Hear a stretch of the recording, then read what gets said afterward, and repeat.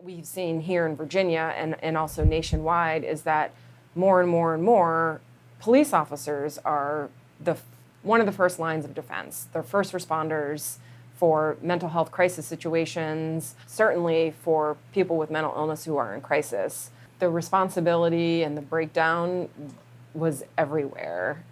It was human error, it was, problems within the system, systemic issues. So what is the law that you fix? What is the one or two or three things? I think it's just has felt hard to pinpoint exactly what that is. Closing these large state-run hospitals and institutions and treating people in communities, more starting to be treated in private hospitals, closer to home, closer to family, closer to your natural support systems.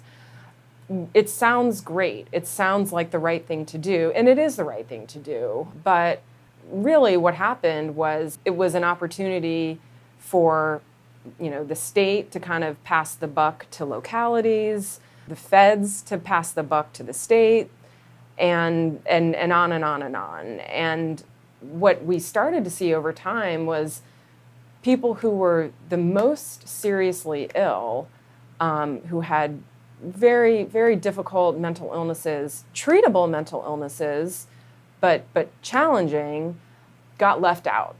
Before, people with mental illnesses were treated in state hospitals.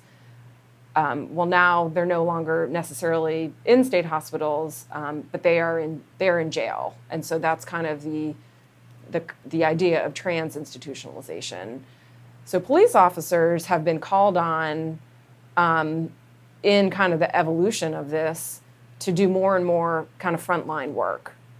So on the one hand, it's great that there is this model called CIT, Crisis Intervention Training, where police officers volunteer themselves to go through a very intensive 40-hour training. They learn about de-escalation. They learn about how to identify mental illness, how to talk to somebody with mental illness who's in crisis. They learn about all of the resources in the community. All of that is good. That's very positive. The more people who are trained, the better. However, it's not a substitute for a strong mental health care system. So from an advocacy point of view, it's concerning when you have police officers who have to be the first line of defense. That's not why they go into the field. That's generally, not their expertise.